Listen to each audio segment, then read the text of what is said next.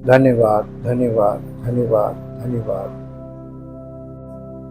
सच्चे, जीवित और महान सामर्थ्य परमेश्वर, हम आपका हृदय से धन्यवाद करते हैं उन अद्भुत आश्चर्य कर्मों के लिए जो हमारे जीवन में आपके द्वारा होते हैं। आपके उपकार हम पर प्रतिदिन प्रति क्षण होते हैं।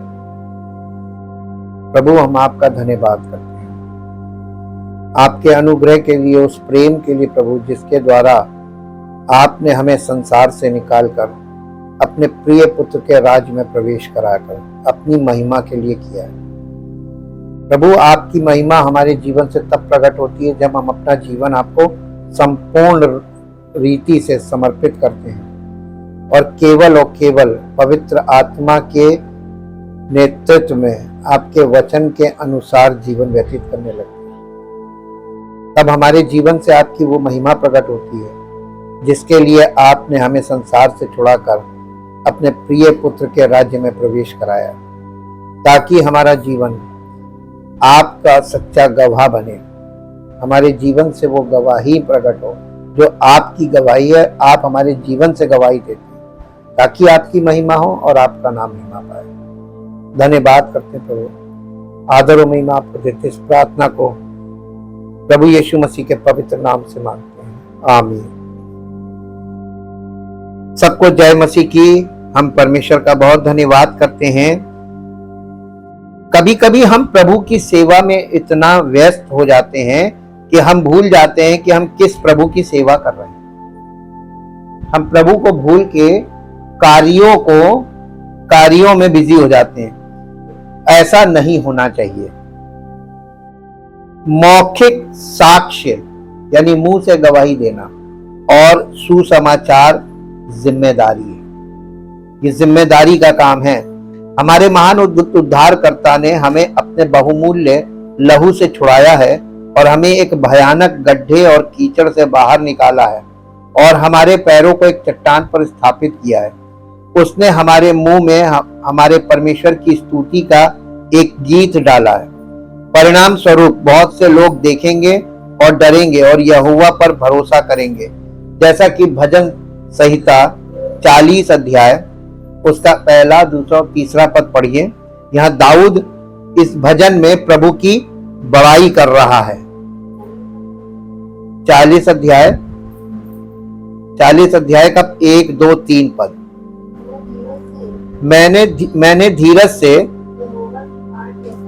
मैं धीरज से यहोवा की बाट जोता रहा और उसने मेरी ओर झुककर मेरी दुहाई सुनी है। उसने मुझे सत्यानाश के गड्ढे और दलदल की कीच में से उबारा और मुझको चट्टान पर खड़ा करके मेरे पैरों को दृढ़ किया। उसने मुझे एक नया गीत सिखाया जो हमारे परमेश्वर की स्तुति का है। स्तुति के गीत। स्तुति का मतलब समझते हैं? दो चीजें होती है, एक होती है आराधना और एक होती है स्तुति। दोनों अलग अलग चीजें हैं। स्तुति का मतलब होता है प्रेज करना, परमेश्वर की महिमा करना, हर समय उसको धन्य कहना, उसके कार्यों को स्मरण करना कि क्या क्या उसने किया है और हर बात को जब याद करें तो धन्यवाद के साथ कि प्रभु तू महान है, तूने ये किया है मेरे जीवन में। आपकी जिंदगी में अगर आप थोड़ा सा ध्यान केंद्रित करें तो आपको परमेश्वर के महान आश्चर्य कर्म याद आने लगेंगे कि उसने कब कब कैसे कैसे क्या क्या किया। ये ध्यान रखना दिलचस्प है कि एक गीत को देखना असंभव है। भजनकार ने यह नहीं कहा बहुत से लोग सुनेंगे, बल्कि बहुत से लोग देखेंगे। जो देखा जाता है वो एक बदला हुआ और परिवर्तनशील जीवन है। हमारे शब्दों और हमारे गीतों का कोई मतलब नहीं है जब तक कि वे मसीह को समर्पित जीवन द्वारा समर्थित ना हो। आपका जीवन मसीह को समर्पित नहीं है और आप मसीह के गीत गाएं तो आप इसी को पाखंड बोलते हैं कि आप जो कर रहे हैं आपके हृदय से वो नहीं कर रहे हैं, वो आप सिर्फ कर रहे हैं क्योंकि आप मंडली में हैं। लोग संडे को स्तुति आराधना करते नहीं है, उनसे करवाई जा रही है। उनको वो मजबूर हो रहे हैं कि हम हैं तो हमको हाथ भी, ताली भी बजानी है, हमें मुंह भी चलाना, भले दिल से ना गाएं। कोई दिल से नहीं गाएगा जब तक आपका समर्पण नहीं होगा, आप दिल से नहीं गाएंगे। और जो कुछ दिल से नहीं है वही पाखंड है, वही पाखंड है। दिल से नहीं है, बस वहां जहां है वहां जो लोग कर रहे हैं हम भी करने लगे। और इसीलिए हमारे शब्दों और हमारे गीतों का कोई मतलब नहीं है जब तक कि वे मसीह को समर्पित जीवन द्वारा समर्थित ना हो। एक सच्चा और वफादार गवाह केवल शब्दों से नहीं बल्कि जीवन और शब्दों से बोलता है, उसकी जिंदगी बोलती है। उसके जीवन से लोगों को प्रेरणा मिलने लगती है, और जब प्रेरणा मिलने लगती है ना तो वो लोग आपके पास आएंगे और कहेंगे कि आपसे मुझे प्रेरणा मिलती है, आपसे मुझे प्रेरणा मिलती है। हम लोग रोज रात को डिनर के बाद, हम और हमारी पत्नी, कई साल हो गए, हम लोग रात को एक बड़ा राउंड लेते हैं, वॉक। हम लोग रोज निकलते हैं, और एक बंदा है जो रोज मिलता है, कहता आप लोगों से हम लोग को बहुत प्रेरणा मिलती है, ऐसा जीवन होना चाहिए।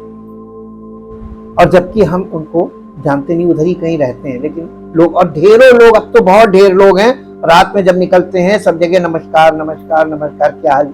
लोग कहते हैं आप लोग प्रेरणा का स्रोत हैं। कल तो एक बोलने लगा आप तो प्रेरणा का स्रोत है। हमने कहा देखो इसको कहते हैं हमारे जीवन से गवाही। हमारा जीवन एक जीवित साक्ष्य बनता है लोगों के सामने, और लोग प्रेरित होते हैं, प्रेरणा लेने लगते हैं। वो पहला पत्रस उसका 3 अध्याय और उसका 15 पद पढ़िए। पहला पत्रस 3 अध्याय और उसका 15 पद। पर मसीह को प्रभु जानकर अपने मन में पवित्र समझो, जो कोई तुमसे तुम्हारी आशा के विषय में तुमसे कुछ पूछे उसे उत्तर देने के लिए हमेशा तैयार रहो। जब पूछे, और अगर कोई नहीं पूछ रहा आप उसको जाके समझा रहे हैं, क्या होगा? है? नहीं, वो व्यक्ति ग्रहण नहीं करेगा, अनादर करेगा, और परमेश्वर किससे फिर नाराज होगा? किससे? परमेश्वर मालूम क्या लिखा है? भूखों को खिलाता है, प्यासों को पिलाता है। स्पिरिचुअली जिसे भूख नहीं है तुम उसके सामने परोस रहे, तुम अनादर करेगा, अनादर करेगा तो फिर परमेश्वर आपसे नाराज होगा। क्यों किया तुमने? उसने तुमसे पूछा, उसकी इच्छा थी, उसके अंदर ये जिज्ञासा थी। जिसके अंदर जिज्ञासा होगी वो कलीसिया में आएगा, नहीं होगी नहीं आएगा। आप जबरदस्ती किसी को भोंक के कुछ पिला नहीं सकते। ये नोटिस करने वाले पॉइंट हैं कि मसीही जीवन में किसी भी प्रकार का बाध्य करने वाला काम नहीं होना चाहिए। किसी को कभी भी आप बाध्य ना करें। फिजिकली भी ये आपके लिए अच्छा होगा और स्पिरिचुअली भी आपके लिए अच्छा होगा। आप जब किसी को जबरदस्ती कुछ बोलते हैं कि ये करो, फिर वो चीज गलत है। आप उसकी इच्छा के पे चोट कर रहे हैं, उसकी इच्छा के विरुद्ध काम कर रहे हैं, और इच्छा के विरुद्ध काम परमेश्वर का काम नहीं है। परमेश्वर ने मनुष्य को स्वतंत्र कर दिया, तुम्हारी जो मन में आए। और जब तुम जिस दिन निर्णय लेना, तुम 100% निर्णय लेना, वरना निर्णय मत लेना। तो मसीही जीवन एक निर्णायक जीवन है, निर्णय लेकर ही शुरू होता है। इसमें हल पर हाथ रखकर, आपको एक पद आपने पढ़ा होगा, जो कोई हल पर हाथ रखकर पीछे देखता है वो परमेश्वर के योग्य नहीं। मालूम क्यों? आपने कदम बढ़ाया मसीही जीवन की तरफ और पीछे देखने लगे, अरे ये तो गलत हो गया, हम गलत जगह आ गए। अब फिर आप यहां से हल पे से हाथ हटाया, पीछे भाग गए। तो पीछे देखना यानी अपने जीवन में पुरानी जिंदगी में वापस जाने के। ये इजरायली लोगों ने किया था कि वो लोग जब मिस्र से निकल आए और मार्ग में थे कनान के लिए, तो वो कहने लगे हम तो मिस्र में अच्छे थे, हमें मारने के लिए जंगल में लिया है। तो ये जो पीछे देखना है, लूत की पत्नी ने उसने कहा था पीछे मुड़ के मत देखना, उसने पीछे घूम के देख लिया, नमक का खंबा बन गई, एक स्मारक बन गई। इसलिए मसीही जीवन में आप जब एक बार कदम बढ़ाएं तो पीछे ना देखें। निर्णायक जिंदगी है, ये निर्णय से शुरू होगी और एक आपका एक निर्णय आपकी डेस्टिनेशन बदलता है। आप अनंत मृत्यु से अनंत जीवन की ओर चले जाते हैं, आपका रास्ता बदल देता है एक निर्णय। ये निर्णय से शुरू होता है, इसलिए निर्णय पर बहुत ध्यान रखें कि आप अपनी जिंदगी में मसीह को धारण करने के बाद जो आप निर्णय लेते हैं वो निर्णय परमेश्वर उनके अकॉर्डिंग ही मार्किंग करेगा। और उसके बाद मालूम क्या है, मसीही जीवन स्टार्ट होता है बॉर्न अगेन से। ये एक ऐसा निर्णय है जब आप मसीह के पीछे चलना शुरू करने के लिए अपना समर्पण करते हैं, समर्पण से शुरू हो रहा है यही निर्णय। उसके बाद आपने मसीही जीवन को शुरुआत की और आपने जब चलना शुरू किया तो आपको यह आभास हुआ कि ये गलत बयाना हो गया, मैंने गलत कर दिया। अब आप टर्निंग लेने लगते हैं, तो आप कलीसिया में रहते हुए गलत चीजों में, गलत फेर में पढ़ने लगते हैं, गलत शिक्षा में पढ़ने लगते हैं, गलत बातों में पढ़ने लगते हैं। और इससे क्या होता है, आप अनंत जीवन की जगह अब आप जो चलने लगे, अब आप किधर जा रहे हैं, अनंत दंड की तरफ जा रहे हैं। मृत्यु नहीं है मसीह में, मृत्यु नहीं है, दंड है, अनंत दंड है, फिर अनंत जीवन। अगर आप अनंत जीवन के लायक नहीं रहेंगे मसीही जीवन में, तो एक ही चीज बचती है, अनंत दंड, जिसे द्वितीय मृत्यु कहा गया। इसमें मृत्यु नहीं है एक्चुअली, इसमें केवल तड़पते रहो। मौत मांगोगे मिलेगी नहीं, क्योंकि मौत का तो यीशु मसीह नामो निशान मिटा देगा।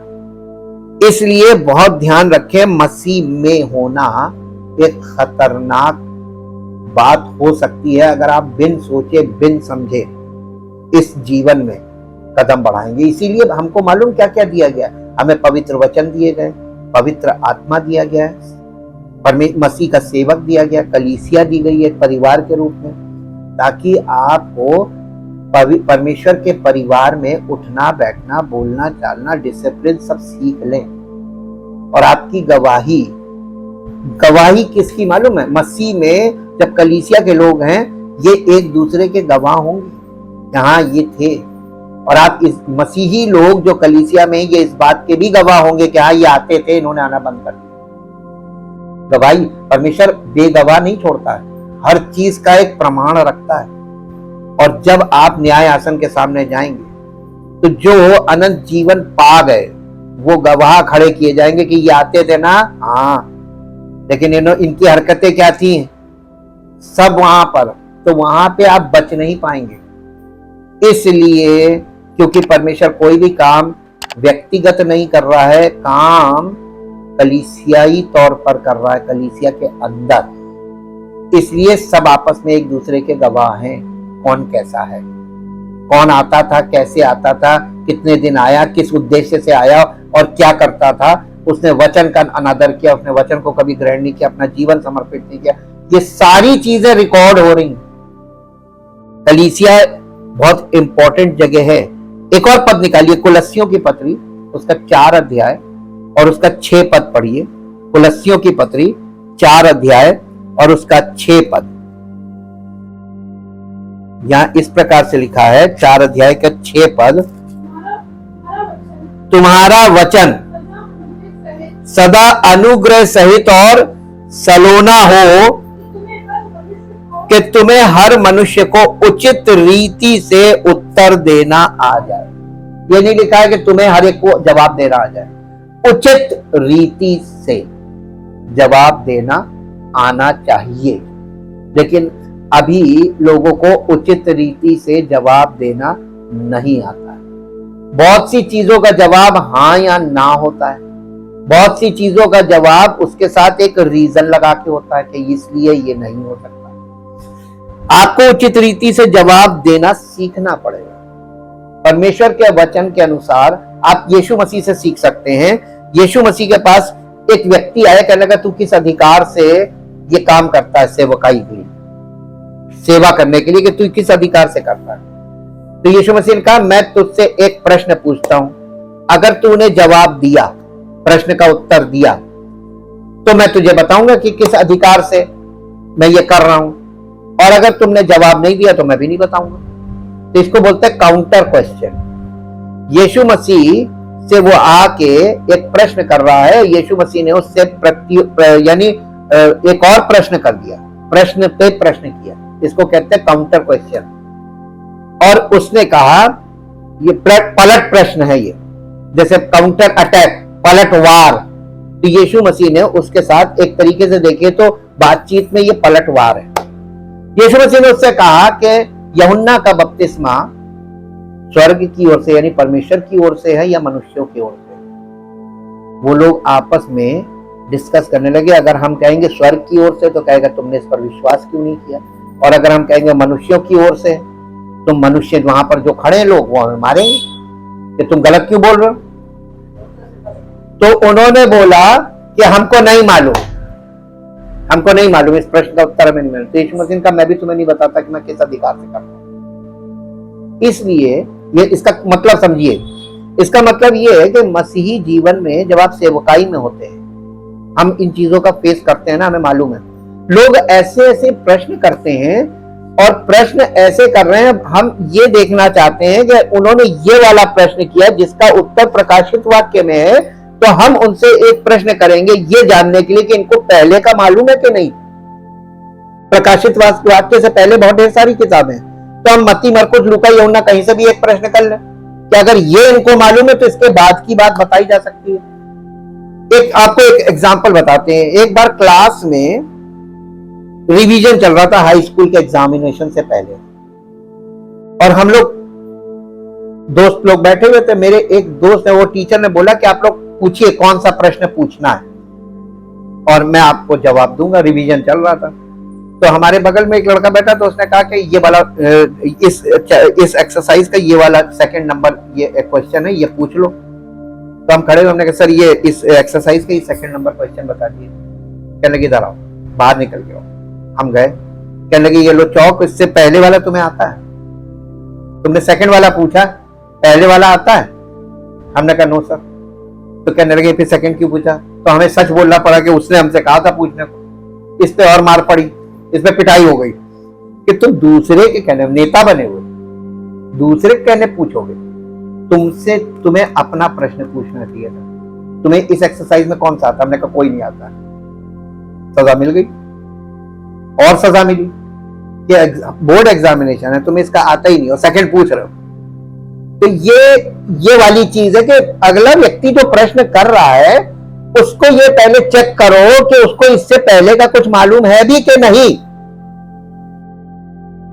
रॉन्ग कॉन्टेक्स्ट में, गलत संदर्भ में प्रश्न पूछते लोग और आप उनकी बातों में उलझ जाते हैं। ये गलत चीज है। आपको हर एक व्यक्ति के, यीशु मसीह जब किसी से बात करता था तो उसके स्तर को पहले देखता था कि इसका स्तर क्या है, उसके स्तर पे ही उससे बात करता था। आजकल के सेवकों को स्तर चेक करना नहीं आता है। वो हर एक व्यक्ति को कलीसिया में ये सोच रहे हैं कि ये बहुत अच्छे वाले विश्वासी हैं, लेकिन ऐसा है नहीं। सब जीरो पे हैं, सब जीरो पे हैं। आप उनको एक सिद्धांत बताना शुरू कीजिए और फिर उससे प्रश्न पूछिए तो बता नहीं पाएंगे। ये कंडीशन है, और इसलिए लोग धोखा दे रहे हैं, धोखा खा रहे हैं, धोखा दे रहे हैं, धोखा खा रहे हैं। ये एक ध्यान दे कि इन पदों में बोले नहीं बल्कि उत्तर दे लिखा है। इसका तात्पर्य यह है कि बचाए ना गए व्यक्ति एक प्रश्न पूछ रहे हैं, यानी जो अनसेव्ड हैं, जिनका उद्धार नहीं हुआ, जो बॉर्न अगेन नहीं हुए, वो एक प्रश्न पूछ रहे हैं। हमारे जीवन को प्रश्नों को उकसाना चाहिए और हमारे होठों को उत्तर प्रदान करना चाहिए। गवाही देने से पहले मुझे एक गवाह बनना चाहिए। पहले आपको एक गवाह बनना चाहिए, उसके बाद आप गवाही देने के लायक होंगे। गवाही देना इसका मतलब ये नहीं कि आपको फ्री माइक मिल गया और हमको जो मन में भरा वो बोल दे। गलत भावनाओं का प्रवाहित करेंगे आप कलीसिया के अंदर तो लोग गलत चीजें कैच कर लेंगे, रॉन्ग फ्रीक्वेंसीज कैच करेंगे, और फिर रॉन्ग फ्रीक्वेंसीज कैच होगी तो वचन का महत्व घट जाता है। परमेश्वर ने हमें जीभ और मुंह दिया है और हमें इनका उपयोग उसकी महिमा के लिए करना है। हमें सबसे शानदार संदेश की घोषणा करने का विशेषाधिकार दिया गया है जो कभी भी मानव कान तक पहुंचा है, कभी नहीं मानव कान तक पहुंचा है। उनके व्यक्तिगत राजदूतों के रूप में हमें जीवित परमेश्वर का संदेश दिया गया है। परमेश्वर से मेल मिलाप करो। 2 कुरिन्थियों 5 अध्याय उसका 20 पद पढ़ें। इसलिए हम मसीह के राजदूत हैं, मानो परमेश्वर हमारे द्वारा विनती कर रहा है। कौन विनती कर रहा है? परमेश्वर अपने सच्चे गवाहों के द्वारा लोगों से विनती कर रहा है। हम मसीह की ओर से निवेदन करते हैं कि परमेश्वर के साथ मेल मिलाप कर लो। परमेश्वर के साथ मेल मिलाप कर लो, ये है यानी सुसमाचार लोगों के मन में जाकर प्रतिक्रिया करे कि हाँ, ये परमेश्वर के साथ, सुसमाचार का मतलब परमेश्वर के साथ मेल मिलाप करना है। और जिस क्षण हम अपने जीवन से प्रचार करना बंद कर देते हैं, हमारे शब्द बजते हुए पीतल और झंझनाती हुई झांझ की तरह हो जाते हैं। यानी जब हम मसीह की गवाही देना बंद कर देते हैं। अब आपको आज हम एक और चीज बताते हैं कि गवाही का मतलब क्या था। गवाही देना और प्रमाण देना, 2 बातें। गवाही देना और प्रमाण देना। गवाही वचन के आधार पर दें और प्रमाण आपका जीवन है, आपका चरित्र, आपका व्यवहार और आपका जीवन। चरित्र में सबसे पहली चीज है मसीही चरित्र, निस्वार्थ प्रेम। ये है मसीही चरित्र।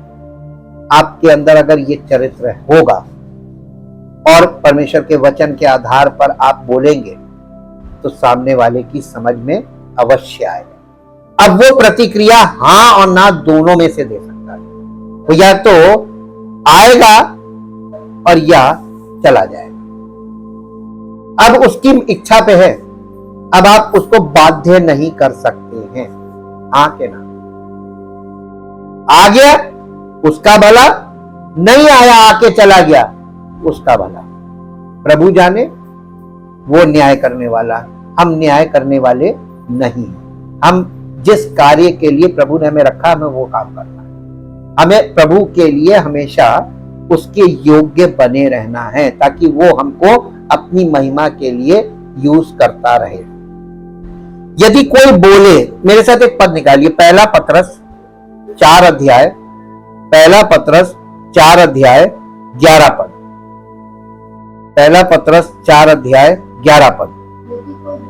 यदि कोई बोले तो ऐसा बोले मानो परमेश्वर का वचन बोल रहा है।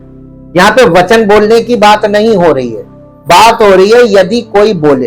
कलीसिया में खड़े होके यदि कोई कुछ बोले तो उसकी बोली ऐसी हो कि लोग ये सोचे कि ये प्रभु का वचन इसके मुख से निकल रहा है। ये कब संभव है? जब प्रभु का आत्मा, आप बॉर्न अगेन होंगे और पवित्र आत्मा से परिपक्व हो जाएंगे, तब आप जो बोलेंगे तो परमेश्वर की आत्मा के द्वारा आपकी बोली में संयम होगा, आपकी बोली में सामर्थ होगी, आपकी बोली में, क्योंकि वचन होगा ना, तो प्रभु के वचन के आधार पर, परमेश्वर की इच्छा और योजना के आधार पर आप कोई बात बोलेंगे, उस बोली में परमेश्वर की पावर होती है। क्योंकि परमेश्वर की इच्छा में बोल रहे हैं आप, परमेश्वर की योजना के अंतर्गत बोल रहे हैं, तो पावर होगी कि नहीं होगी? आप उसी बात को तो आगे बढ़ा रहे हैं जो परमेश्वर आपसे चाहता था, वही आप कह रहे हैं कि तुमसे प्रभु ये चाहता है। तो आप लोगों को निर्देश दे सकते हैं कि परमेश्वर के पे भरोसा करने का उनको क्या परिणाम मिलेगा और ना करने का क्या मिलेगा। दोनों चीजें। इसको इंग्लिश में पढ़ दीजिए, पहला पत्रस 4 अध्याय और उसका 11 पद। पहला पत्रस 4 अध्याय और उसका 11 पद। यहां इस प्रकार से लिखा हुआ है इंग्लिश में, 1 Peter chapter, whoever speak, let him do it as one who utters oracles of God. Whoever renders service, let him do it as with the strength which God furnishes abundantly, so that in all things God may be glorified through Jesus Christ, the Messiah. To him be the glory and dominion forever and ever, through endless ages. Amen. So be it. यानी अगर आप English में देख रहे हैं तो बहुत detail में बताया गया है कि अगर कोई सेवा कर रहा है तो उस सामर्थ्य से करे जो परमेश्वर उसे देता है। तो सेवा भी आपको अपनी इच्छा से नहीं करनी है। आजकल अपनी इच्छा के सेवक बन गए सब। किसी को कुछ ना समझ में आए, हम प्रभु की सेवा कर रहे हैं, जिसको देखो वो सेवक बन गया। तो परमेश्वर आपको जबरदस्ती अलाउ कर देगा कि जाओ कर लो, नहीं ना? तो परमेश्वर तो अलाउ नहीं कर रहा। तो इस तरीके के लोग अपने स्वेच्छा से खड़े हो जा रहे हैं और स्वयंभू अपने आप को डिक्लेयर कर रहे हैं, और लोग उनकी बातों को बहुत गंभीरता से लेकर फंस रहे हैं। ये खेल हो रहा है। इस पद में पतरस हमें बताता है कि हमें कैसे बोलना है। जब आध्यात्मिक चीजों की बात आती है तो हमें परमेश्वर के वचनों के समान बोलना चाहिए। कभी कभी हम कहते हैं कि हमारे बोलने के पीछे प्रभु यूं कहता है होना चाहिए। अन्य समयों पर हम घोषणा करते हैं कि हमारे संदेशों को परमेश्वर के वचन से पुस्तक, अध्याय और पद द्वारा समर्थित होना चाहिए। अक्सर धार्मिक लोग ऐसी बातें कहते हैं जिनकी पुष्टि परमेश्वर के वचन से नहीं की जा सकती है। ऐसा है, उसकी पुष्टि परमेश्वर के वचन में नहीं है। जब वे ऐसा करते हैं तो वे परमेश्वर के वाणी के रूप में नहीं बोल रहे होते हैं। उदाहरण के लिए हम सभी ने ये शब्द सुने हैं, अपनी पसंद के कलीसिया में जाएं। इस वाक्यांश से ऐसा लगता है कि प्रभु ने कई कलीसियाओं की स्थापना की है। क्या ये सत्य है? कितनी कलीसियाओं की स्थापना की है प्रभु ने? कितनी कलीसियाओं की? अरे हमने आपको भी कल ही परसों बताया था। प्रभु ने कहा था मैं अपनी कलीसिया बनाऊंगा, कलीसियाएं नहीं बोला था। और आज लोग क्या बना रहे हैं? तो कलीसिया और कलीसियाएं में अंतर नहीं आया समझ में? बाइबल में कहीं कलीसियाएं नहीं लिखा है। प्रभु क्या बना रहा है? कलीसिया, कलीसियाएं नहीं बना रहा है। तो यहां पर आपको यह समझ में आना चाहिए कि आजकल लोग इस तरीके की बातें कर रहे हैं और लोग इन्हीं में फंस रहे हैं कि हमें वहां जहां हमारा मन करे हमें वहां जाना चाहिए, अपनी पसंद की कलीसिया में हमें जाना चाहिए। ठीक है, आप अपनी पसंद की कलीसिया में जाएं, इसमें प्रभु को कोई परेशानी नहीं है, हमें भी कोई परेशानी नहीं। परेशानी आपको होगी, और जब होगी तब प्रभु आपसे क्यों करेगा मालूम है? क्योंकि वचन में लिखा हुआ है जो कोई एक बार यानी सत्य की पहचान प्राप्त की, सत्य की ज्योति प्राप्त की और मुंह मोड़ के चले गए, उनको दोबारा नया बनाना असंभव है। वो प्रभु को दोबारा क्रूसीफाई करने वाली बात है। एक बार आपको लाइफ में मौका मिलता है अनंत जीवन का, एक बार। और अगर इसमें आप जरा सा भी चूक जाएंगे तो आप देखिए बॉर्न अगेन के बाद दो ही डेस्टिनेशन मिलती है, एक अनंत जीवन है, दूसरा अनंत दंड है। तो आप इसमें शुरुआत करते हैं, शुरुआत एक है, आगे जाके दो है, तो दो क्यों रखी? क्योंकि प्रभु को मालूम था बॉर्न अगेन होने के बाद भी लोग एरर्स में फंसेंगे, त्रुटियों में फंसेंगे और मिसगाइड होंगे, मिसलीड होंगे। झूठी कलीसियाएं, झूठे सेवक, झूठे गवाह, झूठे ये लोग हैं संसार में, इनके प्रभाव में फंस जाएंगे और अपने उद्धार का आनंद खो देंगे और अनंत दंड वाले रास्ते पर चलने लगेंगे। आपने रेलवेज में देखा है कि जब कोई गाड़ी को उनको रोकना होता है, मान लीजिए गाड़ी का इंजन का ब्रेक फेल हो गया, उनको उस गाड़ी को रोकना है रेलवे को, तो उस गाड़ी को वो रोकते कैसे? हाँ, कैंची बनी होती है, वो ब्रेक लाइन पे डाल देते हैं, बस उसके चलते चलते उसकी लाइन बदल देते हैं। ट्रेन ड्राइवर को पता भी नहीं चलेगा उसकी लाइन कब बदल गई, और पूरी ट्रेन जाकर ब्रेक लाइन में फंस जाएगी, जाम। परमेश्वर ने भी ऐसे ही कैंची बना रखी है, या तो अनंत जीवन, तो चलना तो सब करते हैं। पौलुस इसीलिए कलीसिया से कह रहा था, दौड़ में दौड़ते तो सभी, परंतु इनाम एक ही ले जाता है। मैं चाहता हूं तुम ऐसे दौड़ो कि जीतो, और इसके लिए तुमको संयम के साथ दौड़ना पड़ेगा। ये नहीं कि मुंह उठा के कहीं भी दौड़ लिए। मसीही जीवन मनमानी वाला जीवन नहीं है कि जहां मन करे वहां चले गए, जो मन में आया वो बोल दिया, मन नहीं किया नहीं आया, मन किया आ गए। ये मनमानी वाला जीवन नहीं है। और जब मसीही जीवन में कोई मनमानी वाला व्यक्ति दिखे, समझ जाना कि ये अनंत दंड की तरफ जा रहा है। मैं कलीसिया के लोगों के विषय में एक वचन जो कहता हूं वो बोल रहा हूं। इसलिए हमें बहुत ध्यान देना चाहिए वचन पे कि कहा क्या लिखा है, उसका बहुत अनंत परिणाम है इन सब बातों के। ऐसा लगता है कि प्रभु ने कई कलीसियाओं की स्थापना की और उन्हें अस्तित्व में रहने के लिए अधिकृत किया है। यहाँ यही अच्छा है। इसका ये भी अर्थ है कि मनुष्य अपनी इच्छा अनुसार किसी भी कलीसिया में आराधना और सेवा करने के लिए स्वतंत्र है और परमेश्वर को प्रसन्न कर सकता है। समस्या ये है कि बाइबल में कहीं भी इन शब्दों का उल्लेख नहीं है। अपनी पसंद की कलीसिया में जाएं। ये मानव निर्मित शब्द हैं, ये ईश्वरीय रूप से प्रकट शब्द नहीं है। ऐसे कई मौके होते हैं जब लोग बाइबल से शब्द लेते हैं और उन्हें गलत तरीके से लागू करते हैं। ये बेहद खतरनाक है, क्योंकि ऐसा व्यक्ति वो ईश्वर के वचनों के रूप में बोल रहा है। ऐसा लगता है कि जैसे वो ईश्वर के वचनों के रूप में बोल रहा है। साक्षी देना शब्द इस श्रेणी में आते हैं। कई धार्मिक लोग इन शब्दों का इस्तेमाल करते हैं। वे बाहर जाकर दूसरों को साक्षी देने की बात करते हैं। वे उत्सुकता से अपनी आराधना सेवाओं पर चर्चा करते हैं, जहां कई व्यक्ति आगे आए और गवाही दी, अपनी कलीसिया के बारे में लोगों को बताते हैं। आज जब इन शब्दों का इस्तेमाल किया जाता है तो उनमें एक आम तत्व होता है। इनमें से किसी व्यक्ति की मुक्ति के अनुभव के बारे में कहानी शामिल होती है। इनमें से कुछ कहानियां ऐसे कठिन समय से जुड़ी है जब कोई व्यक्ति पाप और अधर्म में जी रहा था।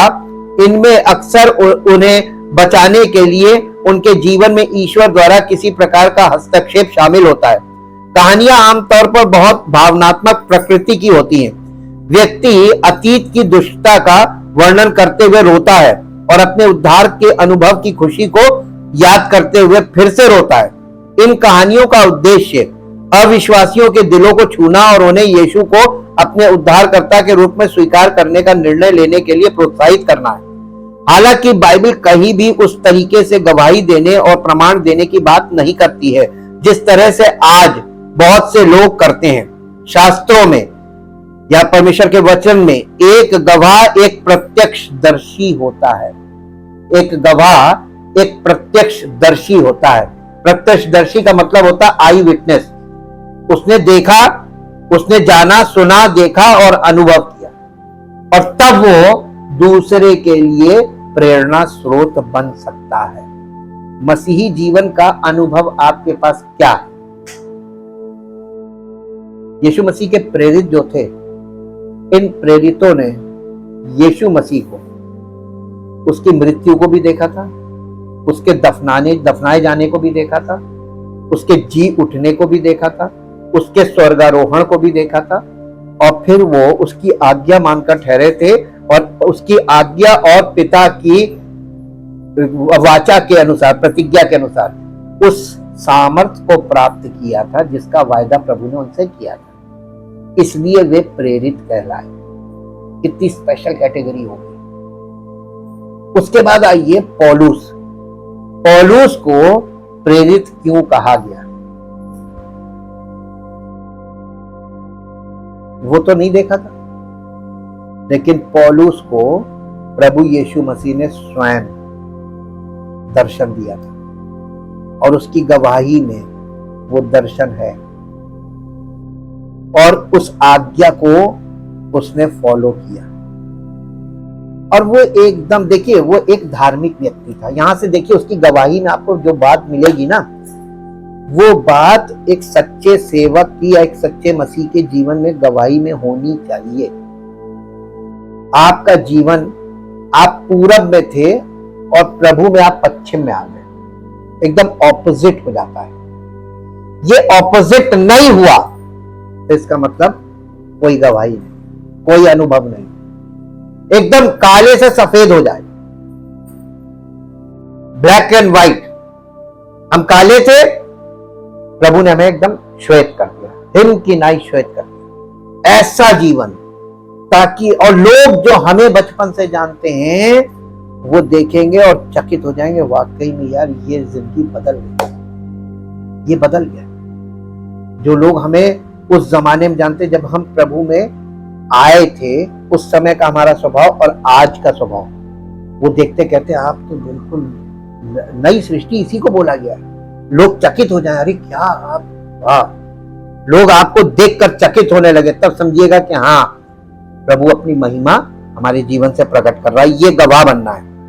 हालांकि बाइबल कहीं भी उस तरीके से गवाही देने और प्रमाण देने की बात नहीं करती है जिस तरह से आज बहुत से लोग करते हैं। शास्त्रों में एक गवाह एक प्रत्यक्षदर्शी होता था। एक गवाह वो होता था जिसने व्यक्तिगत रूप से कुछ देखा, सुना या अनुभव किया हो। इस प्रकार वो इसके बारे में गवाही दे सकता था। लूका रचित सुसमाचार उसका 24 अध्याय में आइए। लूका रचित सुसमाचार उसका 24 अध्याय, 24 अध्याय का 45 पद से पढ़िए। तब उसने पवित्र शास्त्र बूझने के लिए उनकी समझ खोल दी। ये कौन लोग थे, इनका थोड़ा सा हम बैकग्राउंड बता दें आपको। यीशु अपने पुनरुत्थान के बाद अपने प्रेरितों के सामने प्रकट होता है। वो उन्हें बताता है कि पिछले कुछ दिनों की घटनाएं मूसा की व्यवस्था, भविष्यवक्ताओं और भजनों में उसके बारे में लिखी गई बातों की पूर्ति थी। तब उसने उनकी समझ खोली ताकि वे पवित्र शास्त्र को समझ सकें और उनसे कहा, ऐसा लिखा है और ऐसा ही मसीह को दुख उठाना चाहिए और तीसरे दिन मरे हुए में से जी उठना चाहिए और यरूशलेम से लेकर सब जातियों में या सब राष्ट्रों में उसके नाम से मन फिराव और पापों की क्षमा का प्रचार किया जाना चाहिए। जी, अब पढ़िए। तब उसने पवित्र शास्त्र बूझने के लिए उनकी समझ खोल दी और उनसे कहा, यूं लिखा है कि मसीह दुख उठाएगा और तीसरे दिन मरे हुए में से जी उठेगा और यरूशलेम से लेकर सब जातियों में या सब राष्ट्रों में मन फिराव का और पापों की क्षमा का प्रचार उसी के नाम से किया जाएगा। तुम, उनसे कहा था तुम, यीशु मसीह ने कहा था तुम इन सब बातों के गवाह हुए। तुमने उस मृत्यु को देखा, दफनाने जाने को देखा, पुनरुत्थान को देखा, स्वर्गारोहण को देखा, तुम गवाह हो। ये प्रत्यक्षदर्शी इसको बोलते, ये थे गवाह। और इनकी गवाही का नतीजा आप देख लीजिए, आज पूरी दुनिया में लोग कौन सा नाम ज्यादा ले रहे हैं जी, किसकी संख्या ज्यादा है? मसीह की, मसीह का नाम लेने वालों का। अब सच्चे झूठे का आप छोड़ दीजिए, सबसे ज्यादा लोग मसीह का नाम ले रहे हैं। उसका नाम इतना प्रचलित पूरी दुनिया में कैसे हो गया? उन प्रत्यक्षदर्शियों के द्वारा जो कार्य शुरू हुआ था, बस वहीं तक कार्य है। और जो लोग उसका नाम आज भी ले रहे हैं, वो उसको व्यक्तिगत तौर पर अभी भी उनके साथ संबंध में नहीं। ये दूसरा हिस्सा है। यही चीज हम लोगों को देखनी है कि यहां पर यीशु मसीह किस प्रकार उनको ये समझा रहे थे और खुद उनसे बात कर रहे थे। पुनरुत्थान के बाद का किस्सा ही है। क्रूस पर चढ़ना और पुनरुत्थान अब एक ऐतिहासिक घटनाएं थी। उन्हें हिब्रू शास्त्रों द्वारा भविष्यवाणी की गई थी। यीशु ने अपने शिष्यों को यह दिखाया, फिर उसने कहा और तुम इन सब बातों के गवाह हो। लूका रचित सुसमाचार के 24 अध्याय का 48 पद पढ़िए। तुम इन सब बातों के गवाह हो और देखो जिसकी प्रतिज्ञा मेरे पिता ने की है पवित्र आत्मा, मैं उसको तुम पर उतारूंगा। आज देखिए लोग कितनी आसानी से कहते हैं हमें पवित्र आत्मा मिल गया। कैसे मिल गया? कैसे मिल गया? वो किस चीज को पवित्र आत्मा कह रहे भी उनको मालूम भी नहीं है। कितना बड़ा भ्रम चल रहा है।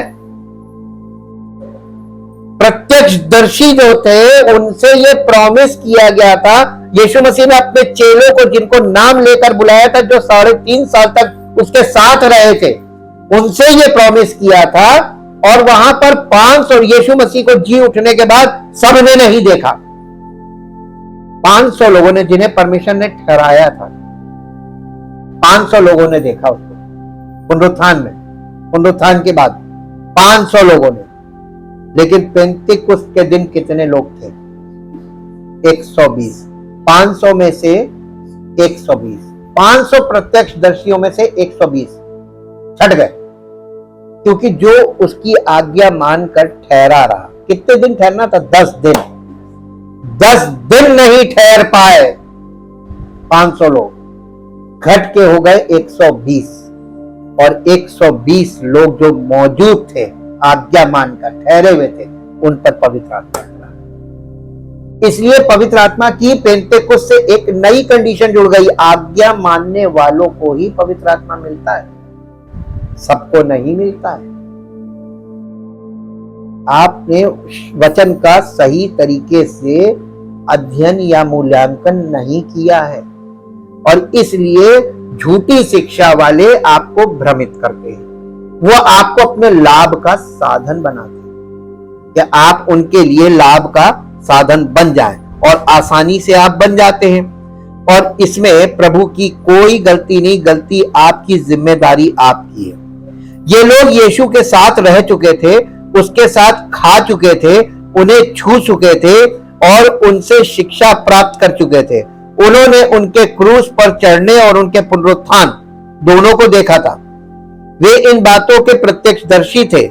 इस प्रकार उन्हें शब्द के सही अर्थ में गवाह कहा जा सकता है।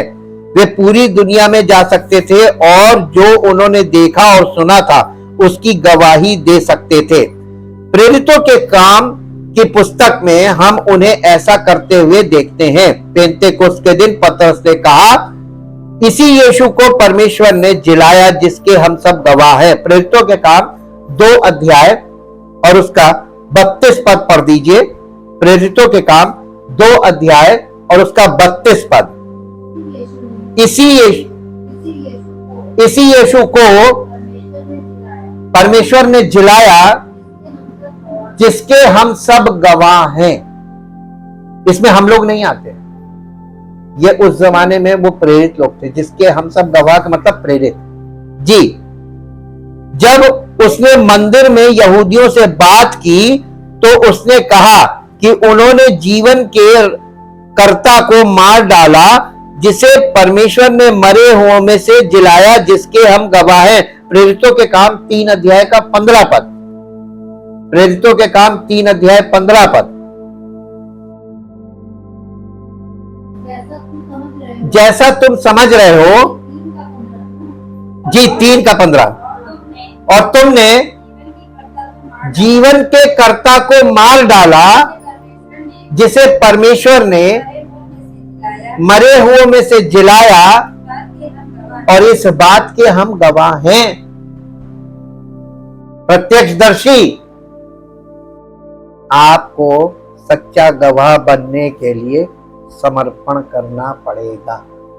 उसके अलावा जो गवाही यहाँ चलती है वो परमेश्वर की गवाही नहीं है। वो आपके मन में क्या भावनाएं, आप अपनी भावनाएं उंडेलते और वो कभी बुरी होती कभी भली होती है, ये इस तरीके की है। जबकि हमें सोचना चाहिए परमेश्वर, देखिए एक डिसिप्लिन बताया गया है, जब तू परमेश्वर की उपस्थिति में जाए तो सावधानी से चलना और बोलने में उतावली मत करना। ये बोला गया है ना सबोपदेशक में, 5 अध्याय घर में जाके पढ़िएगा, वहां पे डिसिप्लिन बताया गया है। परमेश्वर की उपस्थिति में उतावली में कुछ मत बोलना, उसका परिणाम भुगत लोगे। इसलिए, और देखिए यहूदी लोगों को ये शिक्षा, क्योंकि उनको वचन में पुराने नियम में ये बहुत डिसिप्लिन सिखाया गया था। जब वो अंदर जाते थे टैबरनेकल में तो वहां पे सबको अंदर अलाउ ही नहीं था, तो केवल याजक जाता था और साल में एक बार महायाजक जाता था, जो इस बात में ट्रेंड होते, बोलते नहीं थे। और जब कलीसिया की शुरुआत हुई, अन्य जातियों को इसमें आमंत्रित किया गया, तो प्रभु ने कहा कि इनको बोलने दो ताकि ये पता तो चले कि इनके मन में कोई परिवर्तन हुआ कि नहीं। तो यहाँ पे खड़े होके बोलने से हमें पता चल जाता और प्रभु को कि आप में अभी कुछ नहीं हुआ। और जिस दिन वास्तव में होगा उस दिन आप बोलेंगे कुछ नहीं, आपकी जिंदगी में दिख जाएगा। समझ में आया क्यों ऐसा हो रहा है? अन्य जाति का दिमाग भावनाओं से भरा होता है और जो भावनाएं भरी होती है ना, वो उसी को निकालता है। जो कुछ मन में भरा है वही मुंह से निकलता है। ये प्रभु यीशु मसीह ने कहा था, ये बेसिक्स में आता है। तो गवाही देने से पहले 100 बार सोचें। ये चुटुर चुटुर बातों की गवाही, ये गवाही नहीं है। आपकी जिंदगी में क्या परिवर्तन हुआ, ये गवाही, ताकि लोग, सुनने वालों पर सही प्रभाव पड़े कि जीवन परिवर्तित होना जरूरी है। क्या मिला क्या नहीं मिला, ये वाली चीजें नहीं बोलनी चाहिए। हो सकता है किसी को कुछ ना मिला हो, उद्धार मिला, खाली उद्धार मिला, उसे सब कुछ मिल गया। और जिसे हो सकता है सब कुछ मिला हो, उद्धार ना मिला हो, तो उसे कुछ नहीं मिला। तो क्या जरूरी है? तो उद्धार की गवाही होनी चाहिए ना। उद्धार की गवाही आज तक आपने सुनी नहीं हो। सब आए, भड़ास निकाली। तो जिन्होंने इस तरीके की हरकत की, आज देख लीजिए, आपको सामने दिख रहा है। इसी यीशु को परमेश्वर ने जिलाया जिसके हम सब गवाह हैं। जब उसने मंदिर में यहूदियों से बात की तो उसने कहा कि उन्होंने जीवन के कर्ता को मार डाला है, जिसे परमेश्वर ने मरे हुए में से जिलाया, जिसके हम गवाह हैं। यहूदी परिषद के सामने पतरस ने फिर से घोषणा की कि वो और अन्य प्रेरित यीशु की मृत्यु और पुनरुत्थान के गवाह थे। हमारे पूर्वजों के परमेश्वर ने यीशु को जिलाया, जिसे तुम दिखाते हो और जिसे एक पेड़ पर लटका दिया। उसी को परमेश्वर ने अपने दाहिने हाथ से प्रधान और उद्धारकर्ता ठहराकर इजराइल को मन फिराव और पापों की क्षमा देने के लिए सर्वोपरि रखा, और हम इन बातों के उसके गवाह हैं। प्रेरितों के काम 5 अध्याय उसका 30 पद पढ़िए। प्रेरितों के काम 5 अध्याय और उसका 30 पद।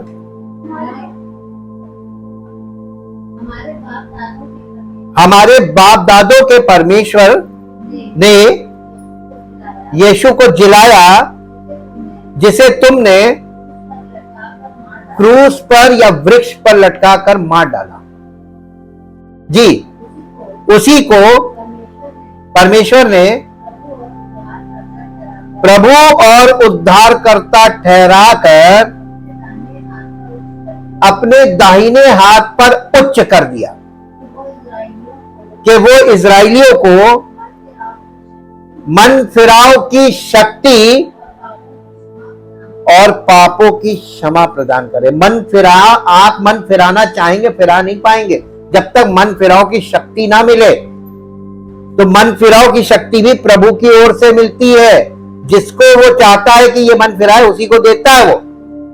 और मन फिराने के बाद आदमी जब बॉस बनता है तो उसको भी कैंची पे डाल देता है, निकल लो। ये आप देखिए कि कितना परमेश्वर उसके वचन का एकदम, यानी एक एक कदम आपको वचन के आधार पर, नेतृत्व जरूरी है इसमें, लीडरशिप, और पवित्र आत्मा सेवक के द्वारा आपकी अगुवाई करने के लिए रखा गया, इसीलिए कि मन मुआफिक अपना कदम ना उठाना, मन के अनुसार ना चलना। इसका 32 पद पढ़ दीजिए, आगे 30 था ना, 31। उसी को परमेश्वर ने, देखिए संसार में बहुत से प्रभु हो सकते हैं, लेकिन उद्धारकर्ता कोई नहीं, कोई नहीं। अब परमेश्वर ने किसको प्रभु और उद्धारकर्ता दोनों ठहरा दिया? यीशु मसीह को। और आप लोगों के लिए, हम लोगों के लिए, सबके लिए यह खतरनाक बात है कि हम उसके आगे किसी सेकंड को खड़ा कर दें। पैरेलल टू, उसने कहा ना, मैं जलन रखने वाला ईश्वर किसी और को महिमा नहीं दूंगा, तो आपको उसी को रखना पड़ेगा खाली, सबको हटा के। ठीक, आगे पढ़िए। अपने दाहिने हाथ पर उच्च कर दिया कि वो इजरायलियों को मन फिराव की शक्ति और पापों की क्षमा प्रदान करे। हम इन बातों के गवाह हैं, और वैसे ही पवित्र आत्मा भी जिसे परमेश्वर ने उन्हें दिया है आया। पवित्र आत्मा किसको देता है? क्लियर? कोई बात मुख से पवित्र आत्मा के द्वारा ही निकलनी चाहिए और वचन के अनुसार होनी चाहिए। भावनात्मक तरीके से कोई बात नहीं बोलनी चाहिए और अपने दिमाग से कुछ नहीं बोलना, तुक्का तुक्की नहीं। नए नियम में ऐसा एक भी अवसर नहीं है जहां कोई व्यक्ति अपने धर्म परिवर्तन की कहानी बताता है। कहीं नहीं लिखा है किसी का परिवर्तन। आपको बस हृदय परिवर्तन मिलेगा, धर्म परिवर्तन तो नहीं है, हृदय परिवर्तन है, और वो है पौलुस का, शाऊल से पौलुस, हृदय परिवर्तन। और आपको वो भी मिल जाएगा। मेरे साथ निकालिए प्रेरितों के काम में, प्रेरितों के काम, यहां पे 9 अध्याय में आइए।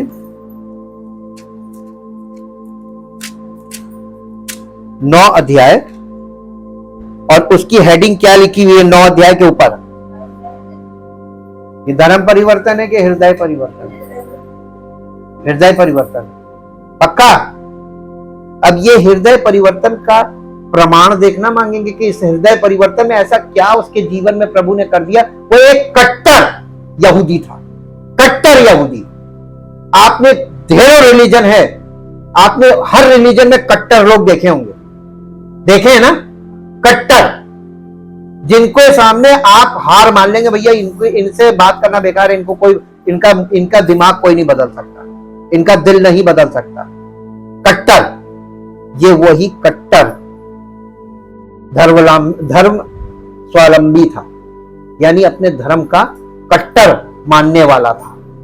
इसकी जिंदगी क्या से क्या हुई, इसकी गवाही का इफेक्ट दिखाते हैं आपको जब जीवन परिवर्तित हो जाता है। फिलिपियों की पत्री में आइए, फिलिपियों की पत्री 3 अध्याय, उसका पहले पद से पढ़िए। सच्ची धार्मिकता ऊपर लिखा हुआ हेडिंग।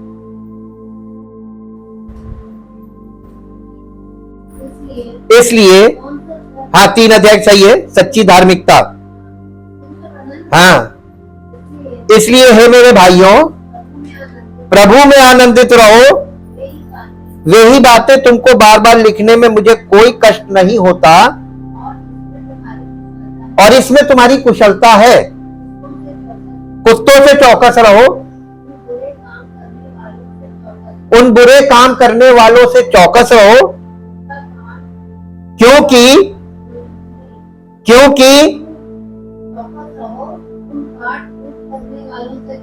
उन काट-कूट करने वालों से चौकस रहो, क्योंकि खतने वाले तो हम ही हैं जो परमेश्वर के आत्मा की अगुवाई से उपासना करते हैं। हम उपासना नहीं करते, हम पवित्र आत्मा की अगुवाई में उपासना करते हैं। और लोग दुनिया में उपासना कर रहे हैं, लेकिन पवित्र आत्मा की अगुवाई में नहीं जी। और शरीर पर भरोसा नहीं रखते, अब अपनी गवाही दे रहा पर मैं तो शरीर पर भी भरोसा रख सकता हूं। यदि किसी और को शरीर पर भरोसा रखने का विचार हो तो मैं उससे भी बढ़कर रख सकता हूं। देखिए, अब ये अपने रिलीजन के बारे में बता रहा। 8वें दिन मेरा खतना हुआ, इजराइल के वंश और बिन्यामीन के गोत्र का हूं, इब्रानियों का इब्रानी हूं, व्यवस्था के विषय में यदि कहो तो फरीसी हूं, उत्साह के विषय में यदि कहो तो कलीसिया का सताने वाला, और व्यवस्था की धार्मिकता के विषय में यदि कहो तो निर्दोष जी। परंतु जो जो बातें मेरे लाभ की थी उन्हीं को मैंने मसीह के कारण हानि समझ लिया, वरन मैं अपने प्रभु मसीह यीशु की पहचान की उत्तमता के कारण सब बातों को हानि समझता हूं, जिसके कारण मैंने सब वस्तुओं की हानि उठाई और उन्हें कूड़ा समझता हूं, जिससे मैं मसीह को प्राप्त करूं और उसमें पाया जाऊं, ना कि अपनी उस धार्मिकता के साथ जो व्यवस्था से है, वरन उस धार्मिकता के साथ जो मसीह पर विश्वास करने के कारण है और परमेश्वर की ओर से विश्वास करने पर मिलती है, ताकि मैं उसको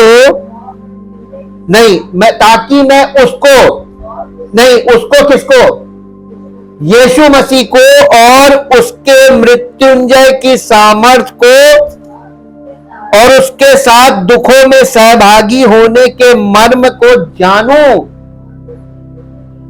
और उसकी मृत्यु की समानता को प्राप्त करूं, कि मैं किसी भी रीति से मरे हुए में से जी उठने के पद तक पहुंचूं। देखिए कितना भयानक हृदय परिवर्तन इसको बोला जाता है। और अगर ये हृदय में परिवर्तन नहीं हुआ, उसने अपने रिलीजन को कूड़ा कह दिया,